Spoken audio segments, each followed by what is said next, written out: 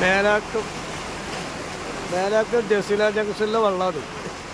ഇവിടെ ഞാൻ വണ്ടിയും കൊണ്ടുവന്നപ്പോൾ നമ്മളെ വണ്ടിയും കുടുങ്ങി.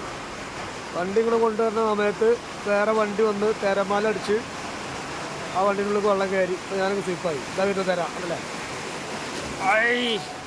കടലിൽ നിന്ന് വെള്ളം വരുന്ന മാതിരാണ് വരുന്നത്.